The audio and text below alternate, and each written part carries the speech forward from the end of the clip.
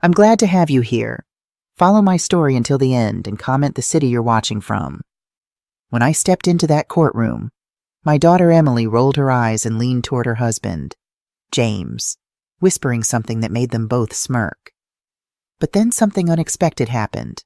The judge lifted his head from his stack of papers, his eyes locking on me. His expression froze as if the past had walked right into the room. "It's her," he said in a hushed voice, barely audible. The entire courtroom went silent. Lawyers paused mid-sentence.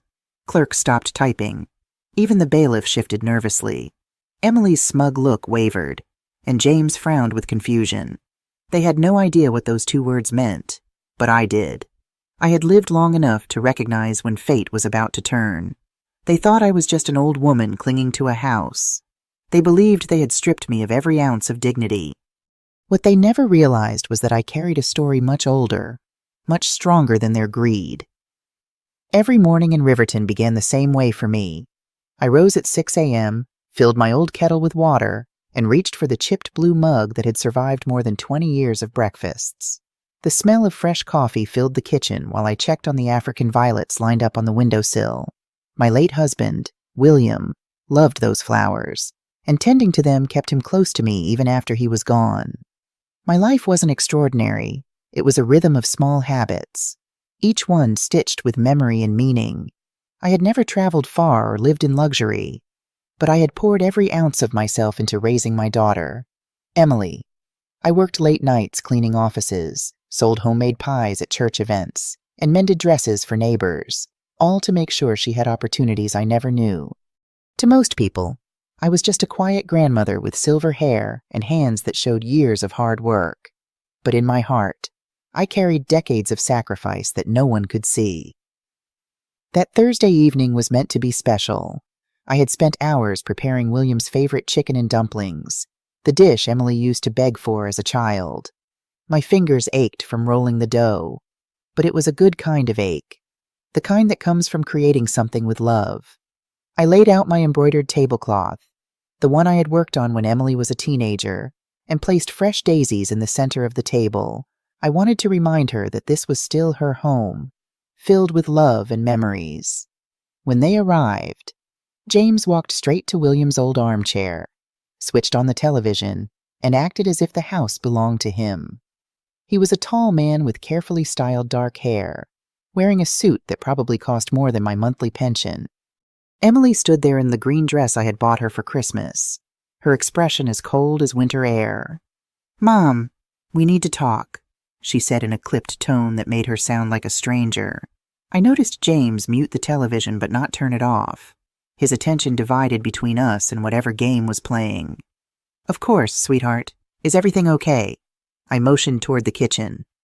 "Dinner's almost ready. I made your favorite—" "This isn't a social call," James interrupted, his voice slicing through my words. "We have important matters to discuss." Emily didn't even flinch at his rudeness. Instead, she nodded as if he'd said something profound.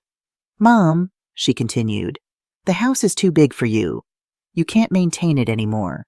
And James and I need it for our growing family." My hands trembled slightly as I folded them in my lap. "What are you saying?"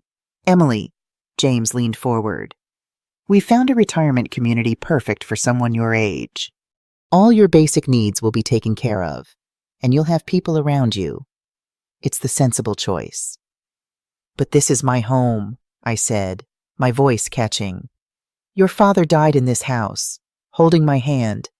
Every wall carries our story." Emily's face remained unmoved. "Memories are in the heart, Mom, not on the walls." "We've already started the paperwork," James added, pulling out a folder from his briefcase. "The community has a waiting list, but I've arranged to move you to the front of the line. You should be grateful." Grateful. The word hung in the air between us, sharp and insulting. "I'm not leaving my home," I said, surprised by the steadiness in my voice. James's smile disappeared. "Linda, be reasonable. You're getting older. Just last month, you fell in the garden. What if something happens when no one's around?" I wanted to remind him that I'd only stumbled because the sidewalk was uneven, and I'd caught myself before falling, but I knew it wouldn't matter. They'd already decided my fate without me. "The chicken and dumplings will get cold," I said instead, rising from my chair. "Let's eat first, then talk." Emily exchanged a look with James that made my heart sink.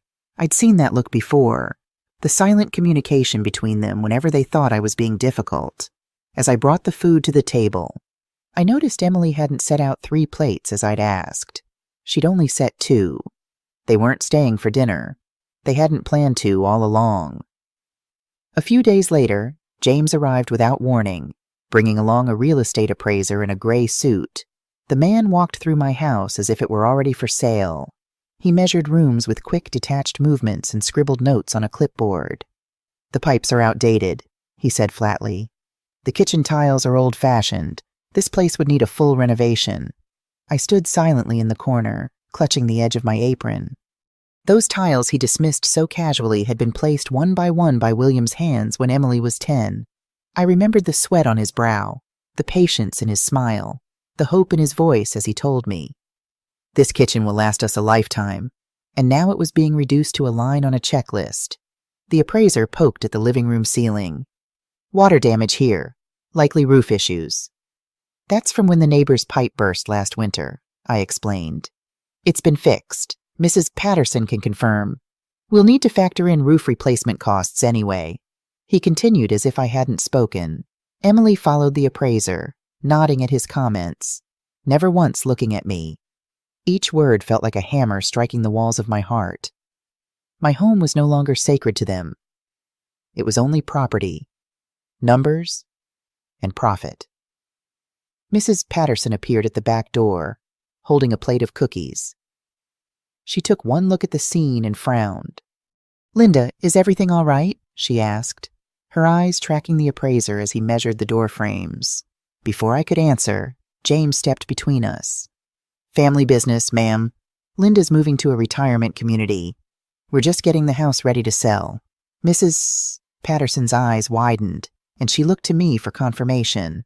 The shame of it, having my neighbors learn about these plans before I'd even agreed to them, burned my cheeks. "Nothing's decided yet," I managed to say. "Actually, it is," Emily replied coldly. "Mom just hasn't accepted it yet." Mrs. Patterson set the cookies down and squeezed my hand. "Call me later," she whispered before leaving. After they left, I sat alone in the kitchen, surrounded by the evidence of strangers who had invaded my space. Footprints on my clean floor, curtains left open when they had been closed. Even the air smelled different, of cologne and indifference. I picked up the phone to call Mrs. Patterson, but as I dialed, I saw Emily had left her scarf on the chair, a light blue cashmere scarf I'd saved for months to buy her when she got her first teaching job. Now she was married to James. She'd quit teaching. She said it was her choice, but I always wondered. I folded the scarf carefully and placed it by the door. Even now, I couldn't help but mother her. The following week, they returned with a lawyer in tow. James carried himself like a man already in possession of the house. While Emily avoided meeting my eyes, the lawyer spread a stack of documents across my dining table and spoke with rehearsed politeness. "Mrs. Smith, these are the transfer papers. Once you sign, the property will be in safe hands. Everything has been arranged for your comfort." I scanned the pages, the words blurring together. Transfer of ownership. Permanent. Irrevocable. My chest tightened as I realized this was not about selling the house to someone new. This was about taking it for themselves. "I need time to review these," I said, reaching for my reading glasses. "And I'd like my own lawyer to look them over." James laughed, a short, dismissive sound. "Linda, that's not necessary. We've taken care of everything." "Still, I'd prefer to have someone look at them on my behalf," I insisted. The lawyer, Gregory Peters according to his card, glanced at James with obvious discomfort. "Mrs. Smith, the retirement community spot won't be held indefinitely. This is a time-sensitive matter." When I refused to sign, James's polite mask slipped. His tone hardened. "You're not in a condition to make decisions anymore. Linda, Emily is your heir. She's acting in your best interest." "My condition," I repeated, feeling a flush of anger. "I'm perfectly capable. the lawyer added quietly. If you don't cooperate, we may have to consider proceedings for mental incapacity. The room spun. My own daughter, the child I had worked myself ragged to raise, was preparing to strip me of everything I had left. My hands shook, but I forced the words out. I'm not signing anything. And if you threaten me again, I'll call the police. Now please, leave my house. James stood up, his face red. This is a mistake, Linda. We're trying to help you. Help me? My voice was steadier than I expected. By taking my home, by declaring me incompetent. Emily finally spoke, her voice tight. Mom, you're being unreasonable. We're worried about you living alone. If you were worried, you'd visit more than twice a year. You'd call me on days that aren't holidays. You'd ask what I want instead of deciding for me. Emily's face paled, and for a moment, I thought I saw a flicker of shame. But then James placed his hand on her shoulder, and whatever doubt she felt vanished. We'll be back, Linda, James said as they gathered their papers. And next time, we won't be asking. That night, sleep would not come.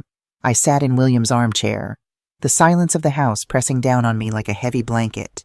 For the first time, I allowed myself to wonder if they were right. Maybe I was too old, too fragile, too useless to stand in their way. The thought cut deeper than any insult James had ever thrown at me. My eyes wandered to the framed photos on the wall. Emily as a baby in my arms. William smiling at her graduation. Our family gathered around Christmas dinner.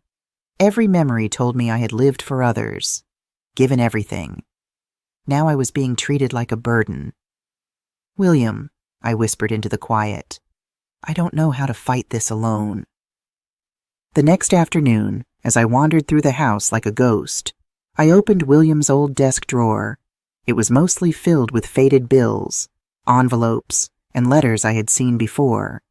But tucked beneath them was a slim folder bound with a tiny lock. My breath caught. I had never noticed it in all these years. I searched the drawers, then the shelves, until I found a small brass key hidden inside one of William's favorite books about investing.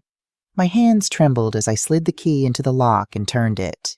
The folder creaked open, and inside was a stack of documents neatly arranged with William's initials on the corner. Most pages were contracts and statements I didn't fully understand, but one caught my attention instantly.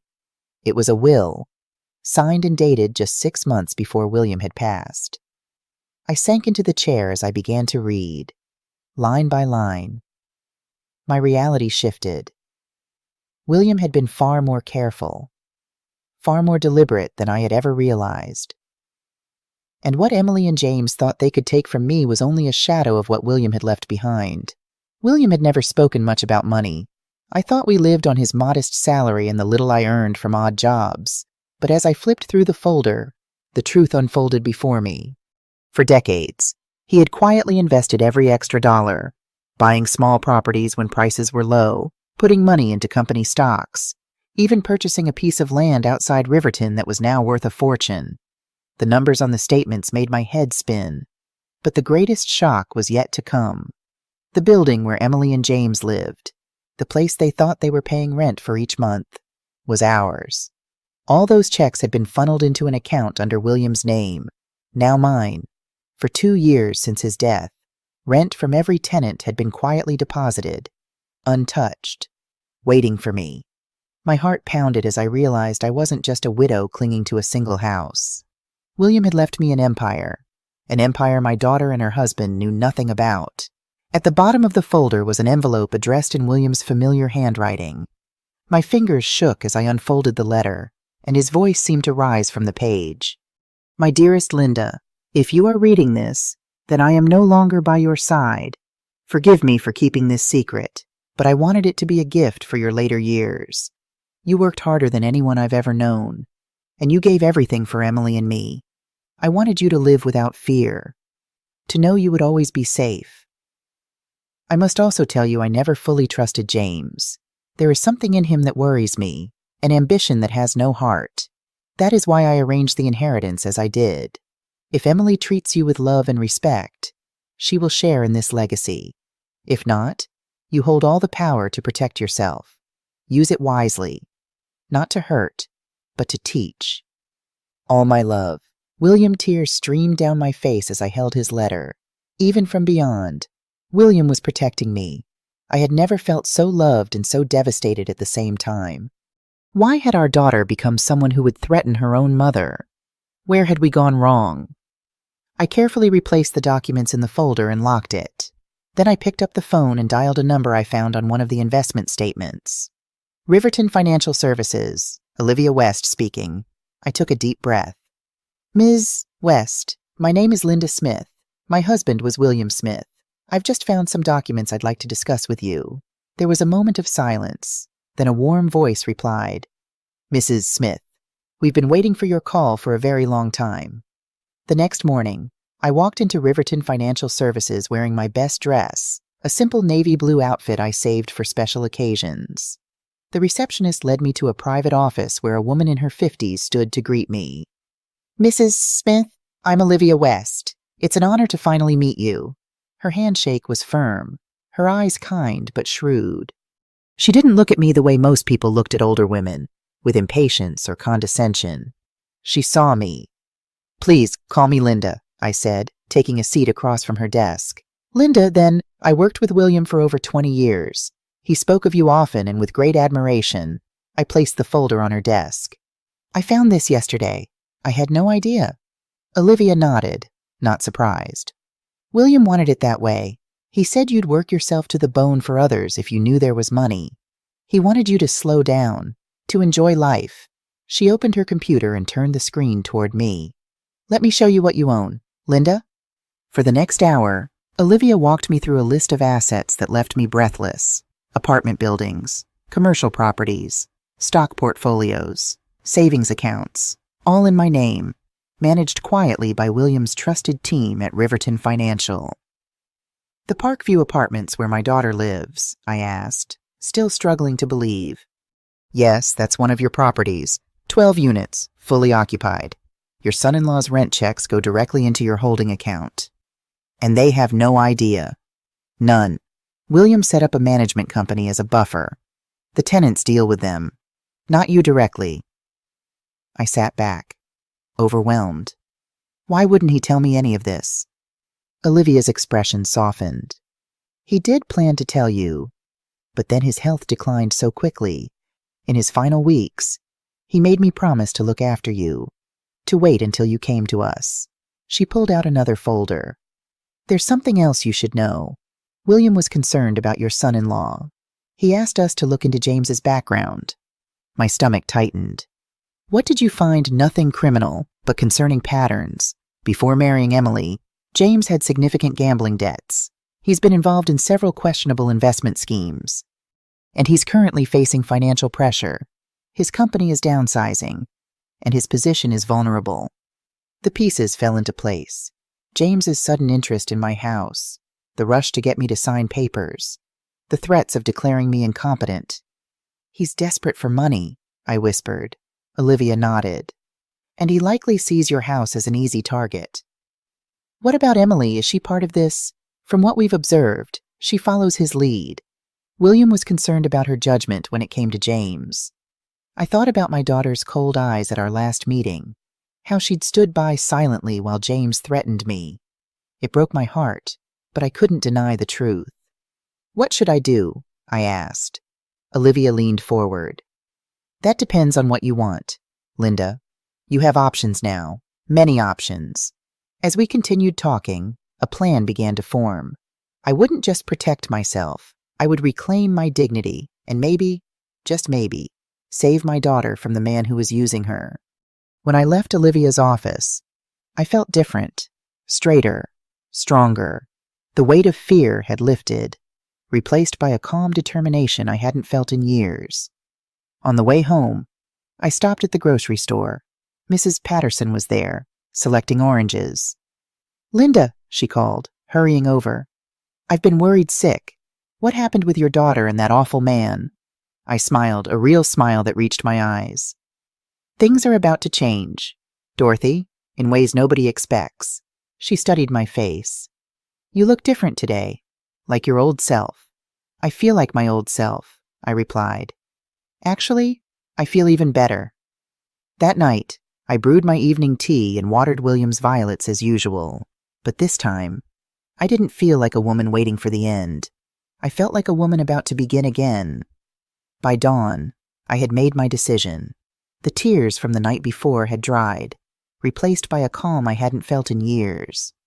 I brewed my coffee, watered the violets, and set the folder of documents neatly on William's old desk. For the first time in a long while, I felt steady, almost unshakable. When Emily and James arrived that morning with boxes and movers, expecting me to be packed and ready, they found me sitting in my armchair, sipping tea as if nothing in the world could bother me. "Mom, what are you doing?" Emily asked impatiently. "The movers are here." "I'm not leaving," I said, my voice even. James smirked, stepping closer, his tone sharp. "Mrs. Smith, you don't have a choice." I met his eyes directly, refusing to look away. "You're right, James. I don't have a choice. But it turns out you don't either." The mover stood awkwardly in the hallway, waiting for instructions. James waved his hand toward them as if signaling troops. "Go on, start with the living room," he barked. "Not so fast," I interrupted, rising slowly from my chair. I walked to William's desk and picked up one of the deeds. "Did you know," I asked calmly, "that the apartment you've been living in for 3 years has never really belonged to you?" James's smirk faltered. "We pay rent every month," Emily said, confused. "Yes," I replied, "to a management company that transfers it directly to me because I own the entire building." The silence that followed was thick, broken only by the creak of the movers shifting on their feet. Emily stared at the paper in my hand, reading it again and again. James grabbed it from her, his face turning pale as the truth sank in. "This has to be fake," he snapped. "You're bluffing." "Check the records yourself," I said evenly. "You'll find I'm not bluffing at all." James's voice rose, anger spilling through his teeth. "Even if this is true, you can't stop us. We'll fight it in court. You'll lose everything." I folded my hands in front of me. "On the contrary, you have 30 days to find another place to live. After that, the law allows me to evict you." Emily gasped, her eyes filling with panic. "Mom, you can't mean that. Family doesn't scheme to take away what isn't theirs," I answered firmly. "You made your choice when you tried to push me out." James, desperate now, blurted out, "Tell her, Emily. Tell her why she can't do this." Emily's lips trembled. "Mom, I'm pregnant." The words pierced me deeper than any threat. I would be a grandmother, yet I was finding out like this, used as a bargaining chip. For a brief moment, my resolve wavered, but then William's letter echoed in my mind. Use it not to hurt, but to teach. I straightened my shoulders. "Congratulations, Emily, but that doesn't erase what you've done." Emily's eyes brimmed with tears as she turned toward James. "Maybe we should just apologize. Try to make this right." James's face hardened. "I will never bow to her. She's manipulating you." "She's manipulating all of us." I stood quietly, letting his words hang in the air. The truth was finally showing itself. "James, please," Emily pleaded, clutching his arm. "She's my mother. We can't throw her out like garbage." "No," he barked, shaking her hand away. "You're weak if you give in." In that moment, I saw something shift in Emily. For years, she had echoed his voice, mirrored his disdain. Now, she was staring at him as if she truly saw him for the first time. She turned back to me, her voice trembling. "Mom, I was wrong. I let him convince me that you were a burden, and I believed him because it was easier than admitting I married the wrong man." I swallowed hard. "Words are a beginning, Emily, but only actions will show me you've chosen differently." That afternoon, when James had stormed out and the movers had gone, Emily sat across from me at the kitchen table. Her eyes were red from crying, her hands clasped tightly together. "I don't know what to do," she whispered. "You start by telling me the truth." I said, "All of it," and so she did. How James had lost his job 6 months ago but kept pretending to go to work. How they were behind on credit card payments. How he'd convinced her that my house was the solution to their problems. He said we'd sell it and use the money to start fresh, she explained, her voice small. But he also talked about how you weren't safe living alone. And you believed him. I wanted to, she admitted. It was easier than facing what our life had become. I reached across the table and took her hand. It was the first time we'd truly touched in years. The baby, I asked gently. It's real, she said, a hint of a smile breaking through her tears. 3 months along. Despite everything, joy stirred within me. A grandchild, a new beginning. Emily, you have choices to make, I said. And they won't be easy, she nodded, squeezing my hand. I know. You can stay here tonight, I told her. We'll figure out the rest tomorrow. That night, as I prepared the guest room for Emily, I found myself humming, an old habit I'd lost somewhere along the way. The house felt different with my daughter under its roof again. Even under these circumstances, there was hope in the air, fragile but real. I placed a vase of fresh violets on her nightstand, a peace offering of sorts. Then I sat down at William's desk and wrote a list of what needed to be done. This was just the beginning of a long journey back to family, to trust, to love. But for the first time in years, I wasn't walking it alone. What would you do if you were in my place? Have you ever been through something similar? Comment below and tell me which city you're watching from. 2 weeks had passed since that confrontation in my living room. Emily had moved into the guest bedroom temporarily, while James had refused to speak to either of us. The pregnancy had brought morning sickness that left Emily pale and tired most days. But there was something else different about her. A quietness. A thoughtfulness I hadn't seen since before she married James. I'd spent those 2 weeks meeting with Olivia West regularly, learning about my finances, understanding the extent of what William had built. Each revelation felt like getting to know my husband all over again. His foresight, his quiet determination, his love expressed through protection rather than words. Your net worth is substantial, Linda, Olivia explained during one of our meetings. You could live quite comfortably for several lifetimes. The number she showed me on paper seemed impossible. I'd spent decades pinching pennies, working extra shifts, worrying about electricity bills. And all that time, William had been creating this safety net. Why wouldn't he tell me? I asked Olivia for perhaps the 10th time. She smiled patiently. William knew you, Linda. He knew you'd never stop working, never stop giving everything away. He wanted to make sure you were taken care of when he couldn't do it himself anymore.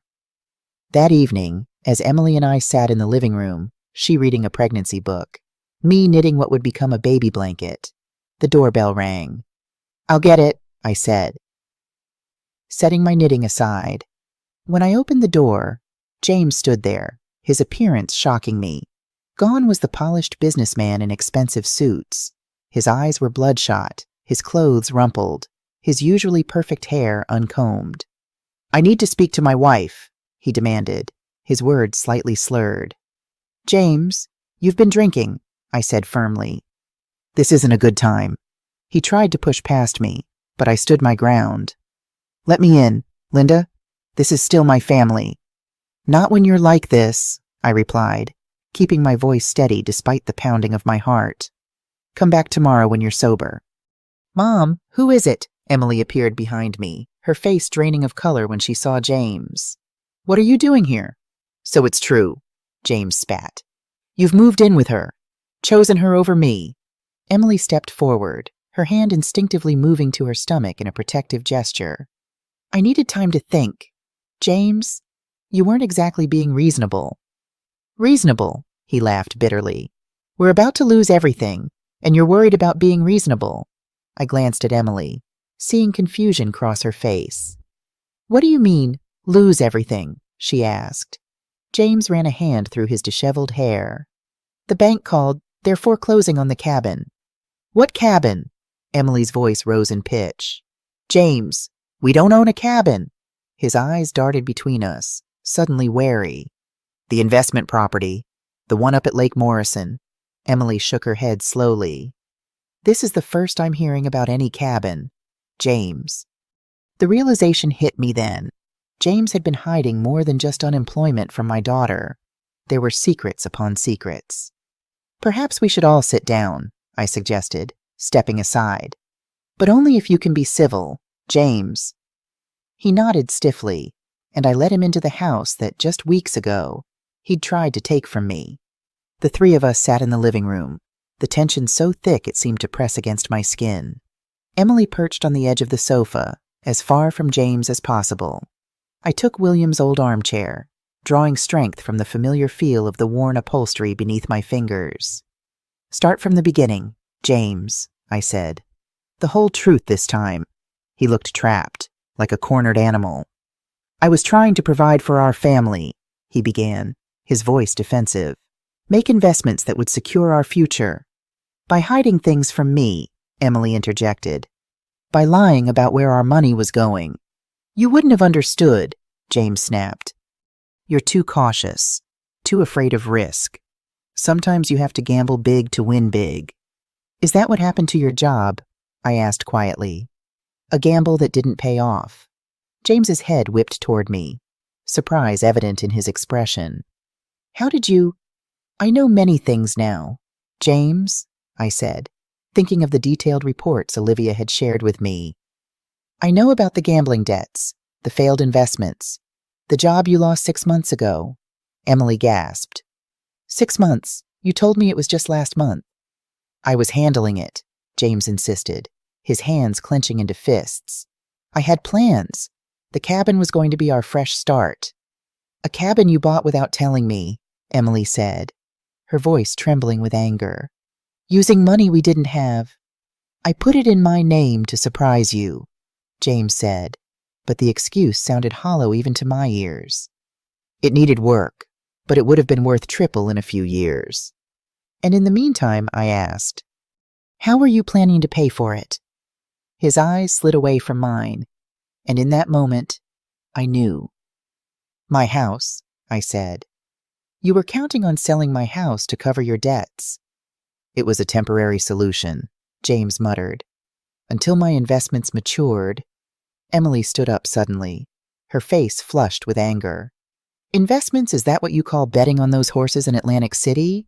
Or the cryptocurrency scheme you lost thousands on last year? I watched as years of deception unraveled between them. Every revelation seemed to straighten Emily's spine a little more, her voice growing stronger as James's excuses grew weaker. You used me, she said finally. You used me to try to get to my mother's house. That's not fair, James protested. I love you, Emily. Everything I did was for us, for our future. Was getting my mother declared mentally incompetent also for our future? Emily's voice was ice. Was threatening her part of your grand plan for our happiness? James had no answer for that. He looked smaller somehow, shrinking under the weight of his exposed lies. I think you should leave now, I said quietly but firmly. Emily needs rest. This stress isn't good for the baby. He stood, swaying slightly. This isn't over, he said, but the threat in his words was undermined by the defeat in his eyes. After he left, Emily collapsed onto the sofa, tears streaming down her face. I sat beside her, wrapping an arm around her shoulders. I've been so blind, she sobbed. So stupid. No, I soothed, stroking her hair as I had when she was small. You trusted someone you loved. That's never stupid. I let him turn me against you, she whispered. My own mother. We all make mistakes, Emily. The question is what we do after we recognize them. She looked up at me, her eyes red but clearer somehow, as if a fog had lifted. I don't know if I can fix this, any of this. We'll figure it out together, I promised. One day at a time. Later that night, after Emily had gone to bed, I sat at William's desk, the moonlight spilling through the window onto his photograph. You were right about him all along, I whispered to the smiling face of my husband. I wish you were here to help us through this mess. The next morning, as I was making breakfast, the phone rang. It was Michael Jenkins, the building manager from Parkview Apartments. "Mrs. Smith, I'm sorry to bother you," he began, his voice tense. "But there's a situation with Mr. Carter. He came to the apartment last night, caused quite a disturbance. Neighbors called the police." My stomach dropped. "Was anyone hurt?" "No, ma'am, but he damaged some property in the unit, broke some windows, put holes in the walls. The police took him in, but I wanted you to know since you're the owner." I thanked him and hung up, my mind racing. Things were escalating faster than I'd anticipated. When Emily came downstairs, I had to tell her. Her face crumpled at first, but then something resolved in her expression. "I need to see it," she said firmly. "I need to see what he's done." We drove to the apartment complex in silence. Michael met us in the lobby, keys in hand. "It's pretty bad, Mrs. Smith," he warned. "The police said he was shouting about being cheated, about losing everything. The apartment that Emily had once been so proud of was now a disaster zone. Shattered glass crunched beneath our feet as we entered. The walls bore jagged holes. Family photos lay broken on the floor, and furniture had been overturned. But what caught my eye were the papers scattered everywhere.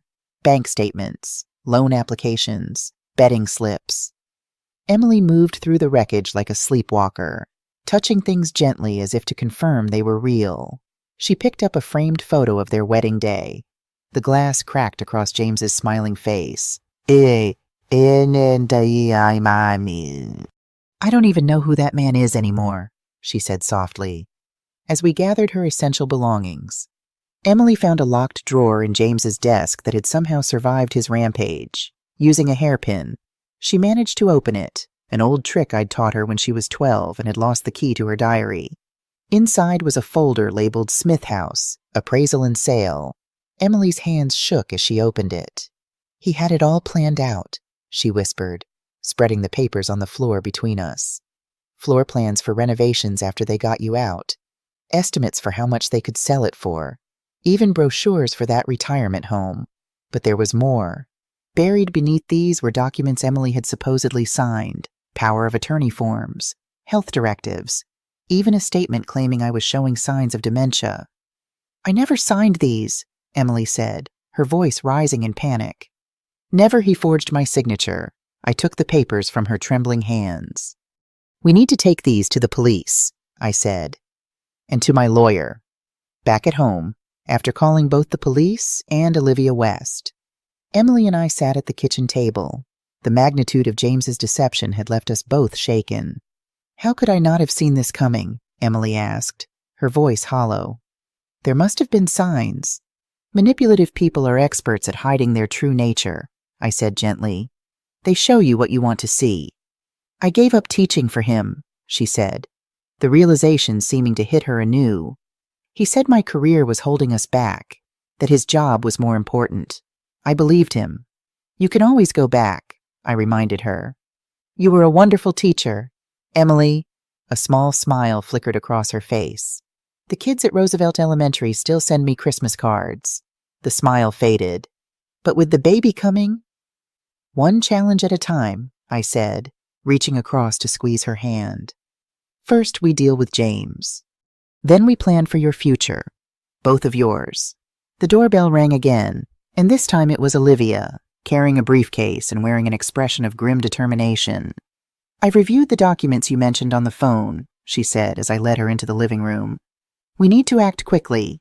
Emily joined us, and Olivia laid out our options. James could face charges for forgery, fraud, and potentially domestic abuse given the destruction of the apartment. But pressing charges would mean a public trial, exposure, stress, all things that could complicate Emily's pregnancy. "There's another option," Olivia said, opening her briefcase. "William set up a trust with specific provisions for situations like this. We can leverage that to negotiate." "Negotiate what?" Emily asked. "A clean break," Olivia explained. "James walks away from any claim on your mother's property, on your marriage assets, on any future inheritance. In exchange, we settle his immediate debts and provide a modest one-time payment, enough for him to start over somewhere else." "Why would we give him anything?" Emily's voice was tight with anger. "After what he tried to do." Because litigation is expensive and stressful, Olivia replied pragmatically. And because sometimes the cleanest cut heals fastest. I watched my daughter struggle with this, the practical solution warring with her sense of betrayal. It's your decision, Emily, I said. He's your husband, and it's your future at stake.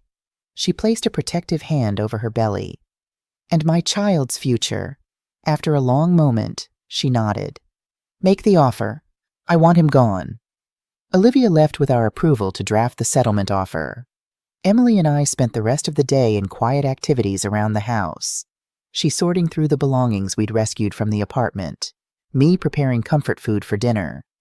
The normalcy was soothing, a reminder that life could go on after upheaval. That evening, as we washed dishes side by side, Emily broke our companionable silence. I keep thinking about Dad, she said, scrubbing a pot with more force than necessary. How he knew. How he tried to protect you from what was coming. Your father always saw people clearly, I replied.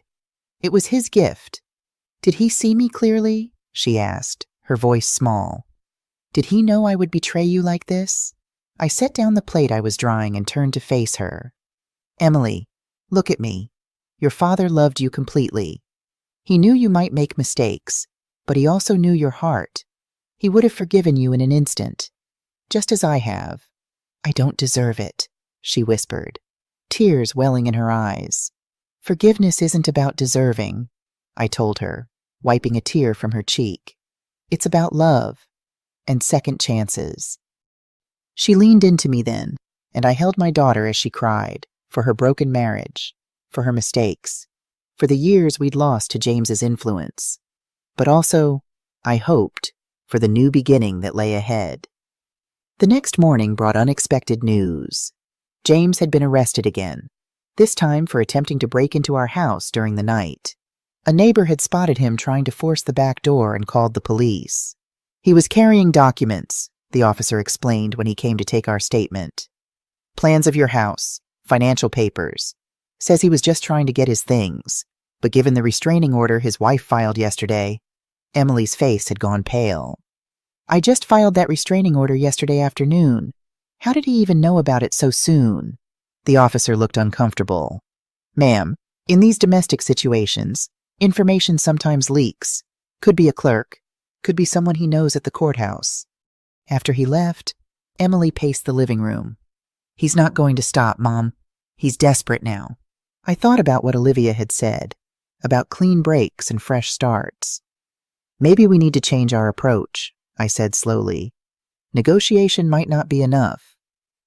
We called Olivia, who arrived within the hour, bringing with her a stern-looking man she introduced as Robert Chen, a private investigator who had worked with William in the past. James Carter has a history of erratic behavior when cornered, Robert explained, laying out a file on our coffee table. His gambling issues go back further than you might think. There were incidents at his previous workplace, money missing from accounts he managed. They let him go quietly, Olivia added. No charges filed. William discovered this during his background check, which is why he never trusted James. Emily looked stricken. So his job before the one he just lost, that ended because of theft. Robert nodded grimly. And there's more.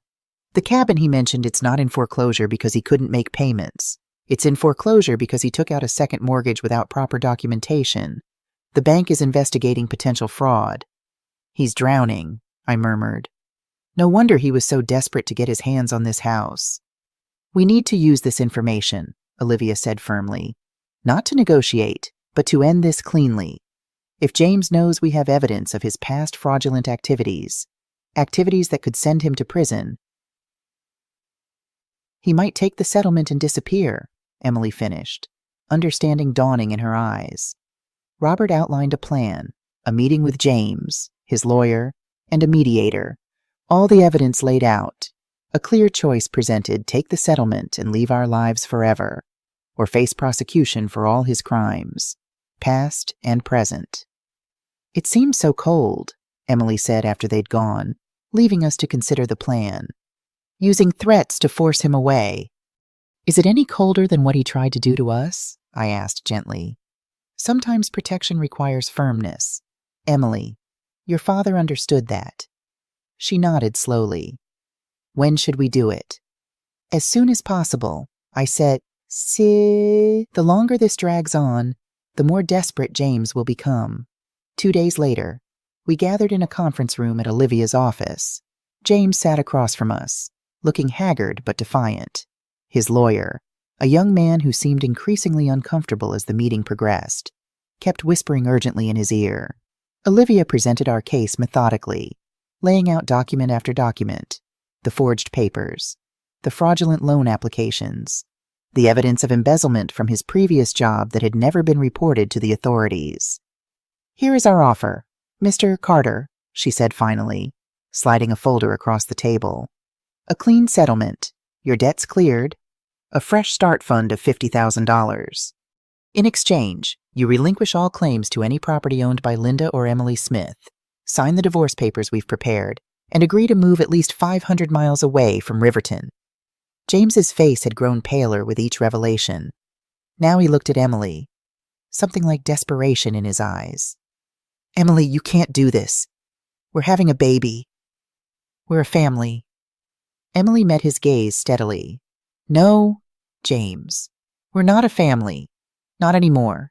You made sure of that when you tried to steal from my mother, when you forged my signature, when you lied to me for years. If you refuse this offer, Olivia continued calmly, we will proceed with criminal charges for forgery, fraud, attempted theft, and violation of a restraining order. The documentation of your previous indiscretions will be provided to the prosecutor. James's lawyer leaned in, whispering frantically. James shook his head, but with less conviction now. You have 24 hours to decide, Olivia concluded, standing to signal the end of the meeting. As we prepared to leave, James called out, Emily, wait. She paused, looking back at the man she had once loved enough to marry. I did love you, he said, his voice cracking. In my way? Your way wasn't good enough, she replied softly. Not for me, and certainly not for our child. Outside, in the safety of Olivia's car, Emily finally broke down. I feel like I've been living with a stranger for 3 years, she sobbed. Like everything was a lie. I held her close, this daughter who had found her strength again. Not everything, I assured her. The love you gave was real. The person you are, that's real. And this baby, this new life, that's as real as it gets. That night, as a spring storm rattled the windows of our home, Emily and I sat in the kitchen drinking chamomile tea.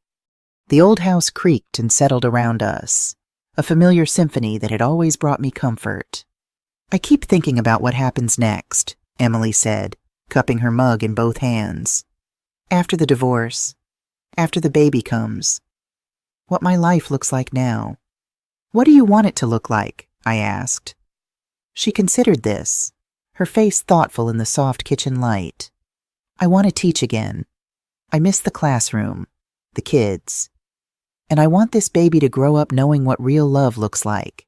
Not the controlling kind James showed, but the steady, supportive kind Dad gave you.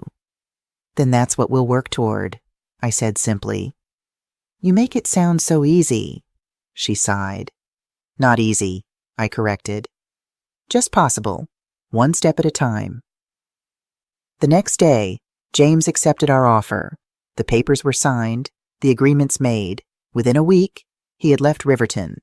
The divorce proceedings would take longer, but with his signed consent already in hand, it was only a matter of time. Emily moved fully into our house, no longer a temporary arrangement, but a new beginning. We converted the study into a nursery, painting the walls a soft green that reminded me of spring leaves.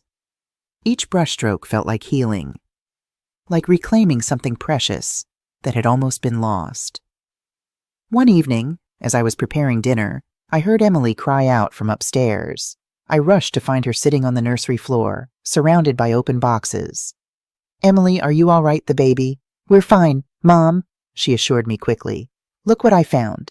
In her hands was a small quilt, faded but beautifully made, with a pattern of moons and stars. I recognized it immediately. "Your baby blanket," I whispered. "I made it when I was pregnant with you." "I remember it," Emily said, running her fingers over the stitches. "You used to wrap me in it when I had nightmares. You said it was full of love that would keep the bad dreams away." I knelt beside her, touching the soft fabric. "And now it can do the same for your little one." Emily looked up at me, her eyes bright. "I want to be the kind of mother you are. Patient, kind, strong." "You will be," I assured her. "And on the days when it's hard, I'll be right here to remind you." As weeks passed, our lives settled into a new rhythm. Emily began taking online courses to renew her teaching certification. I continued meetings with Olivia, learning to manage the unexpected wealth William had left me. The house that James had tried to take from me became a true home again, filled with purpose and hope. Emily's pregnancy progressed, her body changing, her face softening with anticipation. At her 20-week appointment, we learned she was having a girl. On the drive home, she was quieter than usual. "What are you thinking about?" I asked. "Names," she replied. "I was thinking, if it's okay with you, I'd like to name her Willow." "Willow," I repeated, surprised. "For Dad, William. A way to honor him, to keep him part of her life even though they'll never meet." Tears pricked my eyes as I reached over to squeeze her hand. He would have loved that, and her. That evening, as I watered William's violets on the windowsill, I noticed something remarkable. A plant that hadn't bloomed in years had put forth a single perfect purple flower. "You see that, William?" I whispered. Life goes on, in ways we never could have imagined. 2 months after James left, we received news that would change everything once again. Robert Chen called early one morning, his usually measured voice urgent. "Mrs. Smith, is Emily with you?" "Yes, she's right here. What's wrong?" "I've been monitoring James Carter's activities, as we discussed. He's been spotted back in Riverton, despite our agreement, and he's been asking questions about you, about Emily, about the house." My blood ran cold. "What kind of questions? About the extent of your assets? About William's investments?" "I think someone may have tipped him off that there's more than just the house at stake." Emily, hearing my side of the conversation, had gone pale. "He's coming back for more," she whispered. After hanging up, we called Olivia immediately. Her response was swift and decisive. "We need to file for an immediate injunction," she said. "And I think it's time to contact Richard Anderson." "The judge?" I asked, confused. William had mentioned him in some of his papers, but I hadn't made the connection before. "Yes, he and William were close friends. Richard has been following your situation from a distance, out of respect for your privacy. But given these developments, I think he would want to help." That afternoon, we sat in Judge Richard Anderson's chambers. He was a distinguished man in his 60s, with kind eyes that crinkled at the corners when he smiled at me. "Linda Smith," he said warmly. "William spoke of you often. I'm sorry we're meeting under these circumstances." I studied his face, trying to place him in my memories. "Did we ever meet, Judge Anderson, when William was alive?" "Once at a charity dinner. You probably wouldn't remember. There were hundreds of people.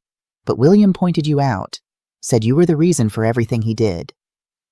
Something in his tone made me believe him completely. This wasn't just professional courtesy. This was a man who had genuinely respected my husband. "Now," he continued, his tone becoming businesslike, "Olivia has filled me in on the situation with James Carter. His return to Riverton violates your settlement agreement, which gives us grounds to act." "What can we do?" Emily asked, her hand protectively covering her growing belly. "Legally, quite a lot," Judge Anderson replied. "But I'm concerned about the strain on both of you, especially in your condition. Young lady," he turned to me. "Linda, William once told me that if anything happened to him, I should look out for you. I didn't intervene earlier because you seemed to be handling things remarkably well. But now I'm offering my help, not just as a judge, but as someone who respected your husband greatly." "We need to end this," I said firmly. "Once and for all." Judge Anderson nodded, a plan already forming in his mind. Then here's what we'll do. The plan was simple but effective. Through official channels, James would be informed that his presence in Riverton violated the settlement agreement, rendering it null and void. All financial support would cease immediately, and criminal charges would be filed. Simultaneously, he would receive an invitation to a meeting at the courthouse, a chance to renegotiate before things became irreversibly worse. He'll come, Olivia predicted. His type always believes they can talk their way out of trouble. And when he does, Judge Anderson added grimly, he'll find himself facing not just civil penalties, but a formal hearing on his violations. Will I have to be there? Emily asked, worry creasing her brow. No, I said firmly. Before anyone else could answer, you won't face him again. I'll handle this. Mom, she began to protest, but I shook my head. This is what your father would have wanted. For me to protect you. To finish what he started. As we left the courthouse, the weight of what lay ahead settled on my shoulders. But it was a weight I could bear now, strengthened by truth, by love, by the knowledge that I was no longer alone in this fight. That night, after Emily had gone to bed, I sat at William's desk and wrote him a letter he would never read. My dearest William, I understand now why you did what you did. The secrets you kept, the protections you put in place. You saw what I couldn't or wouldn't see. You knew that someday I might need to stand on my own, to fight not just for myself but for our family. I wish you could see Emily now. She's finding her way back to herself, to the strong, loving woman we raised. And soon there will be a grandchild, a little girl named Willow, carrying your legacy forward. Tomorrow I face a battle you tried to spare me from. But I'm not afraid. You gave me everything I need to win, not just resources, but courage. The knowledge that I am worthy of defense. I miss you every day, but in fighting this fight, I feel closer to you than I have since you left. All my love. Linda, I folded the letter and placed it in the box with William's violets. Then I went to bed, ready for whatever the morning would bring. What I didn't know then was that fate had one more surprise in store, one that would change everything when I walked into that courtroom the next day. The morning of the courthouse meeting dawned clear and bright, a sharp contrast to the storm of emotions within me. I dressed carefully in a simple blue suit I'd worn to William's funeral, a reminder of what I was fighting for, of the man who had protected me even beyond death. Emily insisted on driving me despite my objections. I won't come inside, she promised, but I need to be nearby. For my own peace of mind, we rode in silence, each lost in our own thoughts. When we arrived at the courthouse, Emily squeezed my hand. You don't have to do this alone, Mom. I'm not alone, I assured her, touching the folder of documents in my purse. Your father made sure of that. The courthouse was imposing, all marble columns and stern authority. Olivia West met me at the entrance, her usual calm demeanor bolstered by an air of determination. James arrived 10 minutes ago, she informed me. He brought a new lawyer, younger, more aggressive than the last one. Is Judge Anderson ready for us? I asked. Olivia nodded. Everything is in place. Remember, Linda, no matter what James says, no matter how he tries to manipulate the situation, you have truth on your side. We walked through the echoing hallways, our footsteps a steady rhythm that helped calm my racing heart. Outside courtroom C, Robert Chen waited with a nod of encouragement. Mrs. Smith, he said respectfully, I'll be right behind you. The courtroom itself was smaller than I'd expected, intimate almost. James sat at one table with his lawyer, a sharp-featured young man in an expensive suit. They were deep in whispered conversation when we entered, but James's head snapped up at the sound of the door. Our eyes met across the room, and I was surprised to see not anger, but calculation in his gaze. Olivia guided me to our table, arranging her files with practiced efficiency. The room filled gradually, court officers, a stenographer, Robert Chen taking a seat in the back row. A nervous energy permeated the space, like the air before a thunderstorm. At precisely 10 a.m., the bailiff called for us to rise. The Honorable Judge Richard Anderson presiding. The side door opened and Judge Anderson entered, his black robes lending him an air of solemn authority.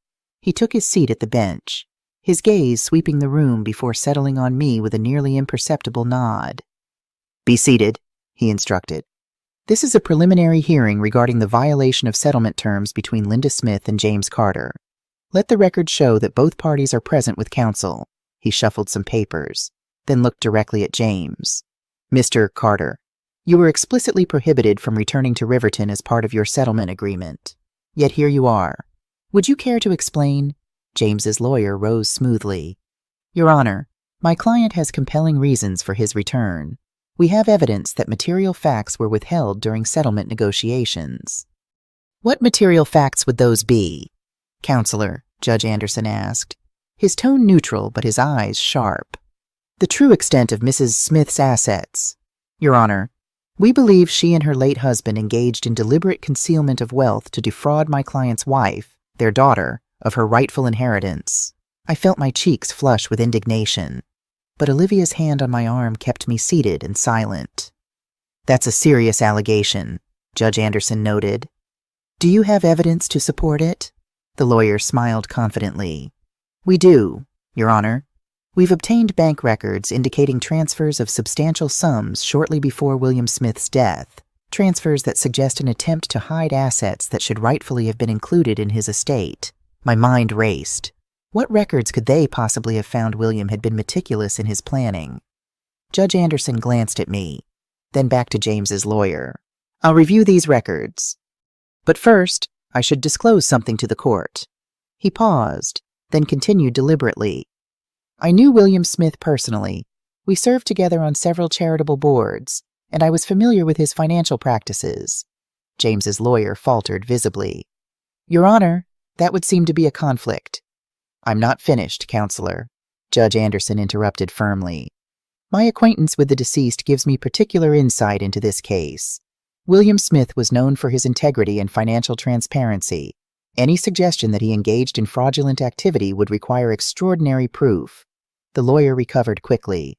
"With all due respect, Your Honor, given your personal connection to the family, perhaps this case should be reassigned to ensure impartiality." Judge Anderson considered this, then nodded. "A fair point. However, before I make that determination, I'd like to hear from Mrs. Smith's counsel." Olivia rose with calm confidence. "Your Honor, we welcome scrutiny of William Smith's financial dealings. In fact, we've prepared a complete accounting of all assets in question." She approached the bench with a thick folder. "These documents will show that all transfers were legitimate, properly reported to tax authorities, and designed to protect assets, not conceal them." As Judge Anderson accepted the folder, the courtroom door opened quietly. I didn't turn to look, assuming it was just another court official, but then Judge Anderson glanced up, and I saw his expression change subtly. He froze for a moment, his eyes widening in recognition. "It's her," he said, his voice barely audible. I turned then, confused by his reaction. A woman had entered and taken a seat in the back row, an elegant woman in her 60s with silver-streaked dark hair. There was something familiar about her, but I couldn't place her. The entire courtroom seemed to hold its breath. James and his lawyer exchanged puzzled glances. "Your Honor," James's lawyer prompted, clearly confused by the interruption. Judge Anderson collected himself visibly. "My apologies. Let's proceed." But his eyes kept drifting to the woman in the back row, and I felt a strange shift in the atmosphere of the courtroom. For the next hour, both sides presented arguments. James's lawyer claimed Emily had been coerced into signing the divorce papers, that she was being manipulated by me, that the settlement was grossly unfair given the newly discovered assets. Olivia countered with evidence of James's deception, the forged documents, the hidden gambling debts, the fraudulent loan applications. The back and forth continued, but I sensed Judge Anderson's attention wasn't fully engaged. He kept glancing at the mysterious woman, a strange mix of emotions crossing his face. Finally, during a brief recess, Olivia leaned close to me. "Do you know who that woman is?" she whispered. "The one who came in late." I shook my head. "She seems familiar, but I can't place her." "That's Eleanor Winters," Olivia said. "Judge Anderson's former fiancée from law school. They were engaged 30 years ago, then suddenly broke it off. No one ever knew why. My breath caught. 30 years ago, around the time William and I were first married, when I was working as a secretary at the courthouse to put him through his business courses. A distant memory stirred. A young law clerk, shy and overwhelmed, crying in the break room late one evening. Me, staying after hours to comfort him, bringing him coffee, helping him organize the mountain of briefs his supervisor had dumped on him. Marcus. His name had been Marcus Ellery. Judge Anderson's first name, I asked urgently. Is it Marcus? Olivia looked surprised. Yes, Richard Marcus Anderson. Why? Before I could answer, the bailiff called us back to order. Judge Anderson returned to the bench. His demeanor noticeably changed. More focused. More determined. Having reviewed the evidence presented by both sides, he began, I find that Mr. Carter has indeed violated the terms of his settlement agreement. Furthermore, I find his allegations regarding concealed assets to be without merit. James's lawyer started to object, but Judge Anderson silenced him with a raised hand. I'm not finished, Counselor. Given the seriousness of Mr. Carter's violations and the evidence of his prior attempts to defraud Mrs. Smith, I am ordering the immediate reinstatement of all criminal charges that were conditionally dropped as part of the settlement agreement. James half rose from his seat, his face flushing with anger. You can't do that. This is a setup. Sit down, Mr. Carter, Judge Anderson commanded, his voice sharp. One more outburst and I'll hold you in contempt. James subsided, but his eyes burned with fury as Judge Anderson continued. Furthermore, I am issuing a permanent restraining order prohibiting Mr. Carter from approaching within 500 yards of Linda Smith, Emily Smith, their residence, or any property owned by either of them. Olivia squeezed my hand under the table, a silent celebration of victory. Court officers will escort Mr. Carter to the processing area, where he will be formally charged with forgery, fraud, and violation of court orders. Bail will be set at the hearing tomorrow morning. The courtroom erupted in murmurs as two officers approached James, who sat in stunned disbelief. His lawyer was frantically whispering in his ear, but James seemed beyond hearing. As the officers led James away, his eyes locked with mine one last time. The look he gave me wasn't just anger, it was hatred, pure and cold. A shiver ran through me, but I held his gaze steadily until he was gone. Judge Anderson stood. This court is adjourned. Mrs. Smith, Ms. West, would you please remain for a moment? As the courtroom cleared, I noticed the mysterious woman, Eleanor Winters, slip quietly out the back door. Judge Anderson watched her go, a fleeting expression of regret crossing his face before he composed himself and gestured for us to approach the bench. When we were alone except for the bailiff, Judge Anderson stepped down to our level. Mrs. Smith, he said, his formal tone softening. I owe you an explanation. Your Honor, I questioned, uncertain. 30 years ago, I was a clerk at this very courthouse, overwhelmed, underprepared, and nearly ready to quit law altogether. A kind secretary stayed late one night to help me organize a case that had been dumped on me by a senior clerk. She brought me coffee, showed me how to sort the briefs efficiently, and told me I had what it took to succeed if I just believed in myself. My eyes widened as the memory crystallized. Marcus, I said softly. The Harland case. You were so tired you could barely see straight. He nodded, a smile warming his austere features. That secretary was you, Mrs. Smith. You saved my career that night. And now, after all these years, I finally have the chance to repay that kindness. Olivia looked between us, clearly surprised by this revelation. But the case, I said. The ruling, was it fair? Absolutely. Judge Anderson assured me. James Carter broke the law repeatedly. The evidence against him is overwhelming. My personal knowledge of you and your husband only confirmed what the facts already showed, that you are the wronged party here, and justice demanded I rule accordingly. He glanced toward the door where Eleanor had exited. Seeing her today, after so many years, it brought everything back. How close I came to giving up. How one act of kindness changed the course of my life. I don't understand, I said gently. What does Eleanor have to do with this? A shadow crossed his face. After you helped me with the Harlan case, I gained the confidence to pursue my career seriously. Eleanor and I were engaged, but she wanted me to join her father's corporate firm. I chose public service instead, became a prosecutor, then a judge. She couldn't accept that choice, and we parted ways. I'm sorry, I said, meaning it. He shook his head. Don't be. I made the right decision, though seeing her today, he straightened, professional once more. In any case, Mrs. Smith, you should know that James Carter won't trouble you again. The charges against him are serious, and with his history, he's facing substantial prison time. As Olivia and I left the courthouse, I felt lighter than I had in months. James could no longer threaten us. Emily and her baby were safe. The house that had been our home for decades would remain so.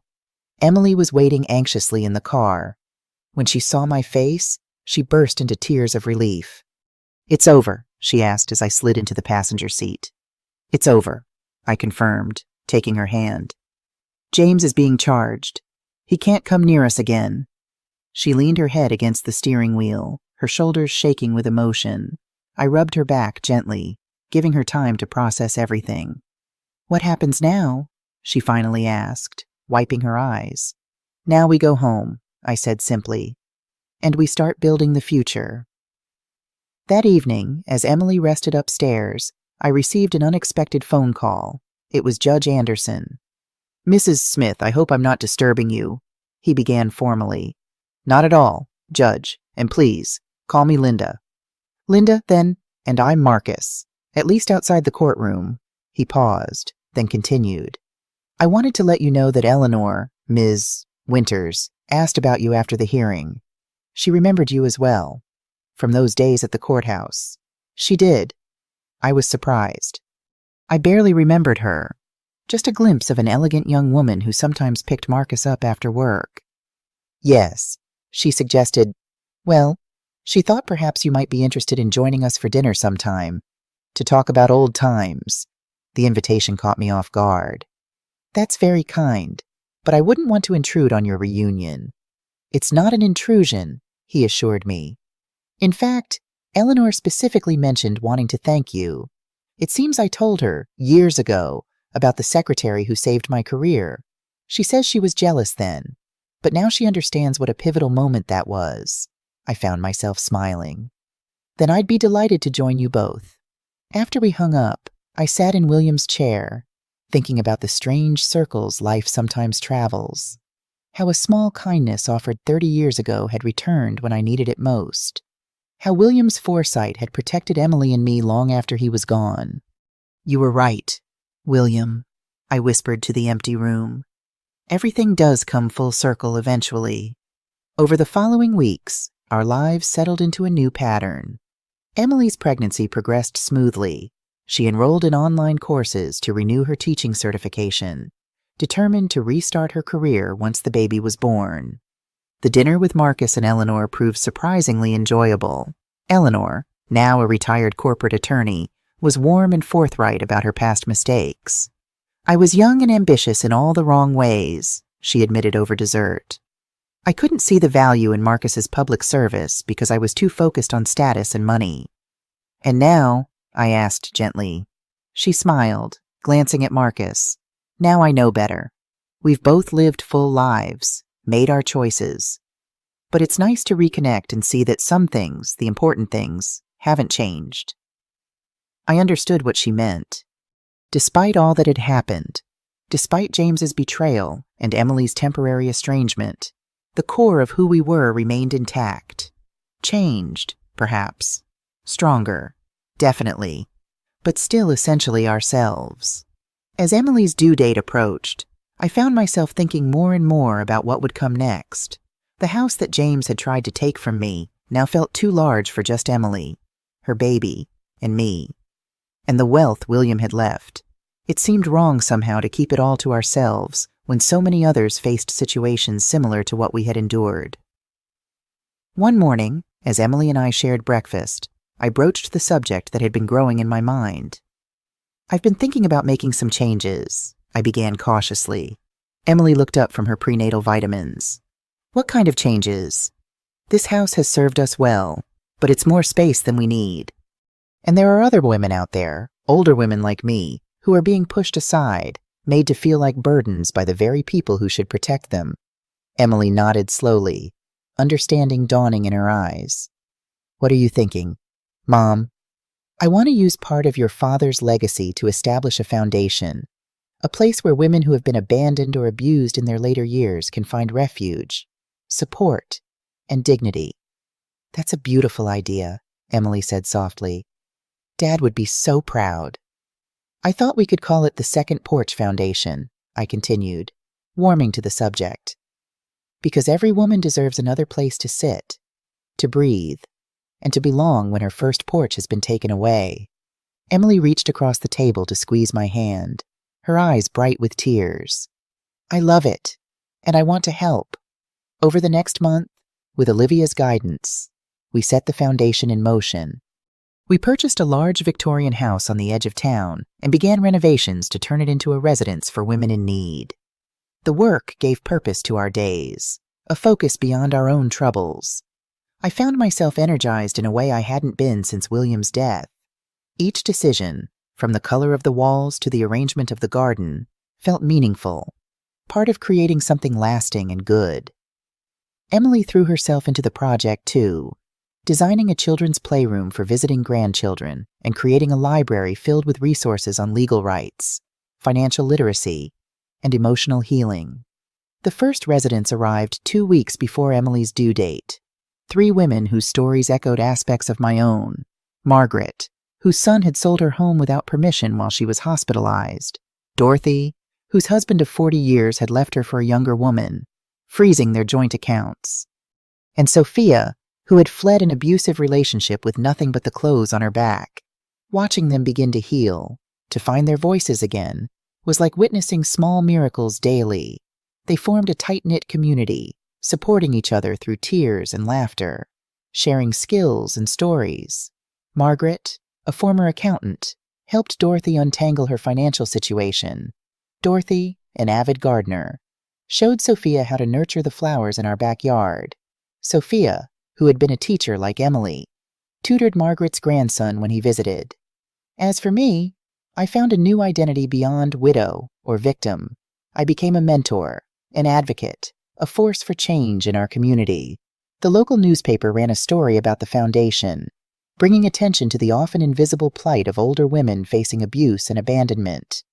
Letters began to pour in from around the country, women sharing similar experiences, asking for help or offering support. Each one reinforced what I already knew: what had happened to me wasn't unique or rare. It was a silent epidemic, hidden behind closed doors and social expectations that older women should acquiesce, should sacrifice, should fade quietly away. "We need to expand," I told Olivia during one of our regular meetings. "There are so many women who need this." She smiled, unsurprised. William would say the same thing. He always believed in using resources to create meaningful change. "He never told me about his philanthropy," I mused. "Another secret he kept." "Not a secret," Olivia corrected gently. "Just another way he tried to protect you from worrying. He funded scholarships, small business grants, community programs, always anonymously, always with the stipulation that the money go to those who truly needed it." A warmth spread through me at this new glimpse of the man I had loved for so many years. "Then we'll continue that legacy," I decided. "Expand the foundation, create more second porch homes, help as many women as we can." On a bright June morning, as I was reviewing plans for our second location, Emily's water broke. The rush to the hospital, the hours of labor, the anxious waiting, all of it passed in a blur of emotion and anticipation. When the nurse finally placed my granddaughter in my arms, I felt the circle of life complete itself once more. Willow Smith, 7 pounds, 3 ounces, with her grandfather's determined chin and her mother's curious eyes. "Hello, little one," I whispered, touching her perfect tiny fingers. "You have quite a story to inherit." Emily watched us from her hospital bed, exhausted but radiant. "What do you think Dad would say if he could see her?" I smiled, knowing the answer with absolute certainty. He'd say she's perfect, and that he's been watching over her, over all of us, all along. In the days that followed, our home filled with the sounds of new life, Willow's cries and coos, Emily's lullabies, the gentle rhythm of rocking chairs and midnight feedings. The three of us settled into a new normal, 3 generations of Smith women supporting each other through this latest transition. 5 years passed in what felt like the blink of an eye. The garden in Riverton was alive with color. My granddaughter Willow, now 4 years old, ran barefoot across the grass, chasing butterflies, her laughter echoing through the yard. Emily stood at the porch steps, her hands dusted with flour from preparing Sunday lunch. She had rebuilt her life, returning to teaching and finding joy in both her classroom and her role as a mother. The Second Porch Foundation had grown beyond my wildest dreams. 3 homes now operated across the state, with plans for a 4th underway. Dozens of women had found safety and dignity within their walls. Some stayed briefly until they could secure their independence. Others became permanent residents, contributing to the community we had built together. That afternoon, an envelope arrived addressed to me. It was an invitation to the dedication of our newest Second Porch home. Dozens more women would soon find safety and dignity within its walls. Later that week, Judge Marcus Anderson visited with Eleanor, who had become a dear friend and volunteer at the foundation. He smiled warmly and said, "Linda, your work has inspired us all. The Retired Judges Association wants to honor you for what you've built." As Willow climbed into my lap holding a yellow flower, I realized how far we had come. Pain had been turned into legacy, and love had survived its hardest test. Looking back, I see now that true strength was never in shouting or fighting louder.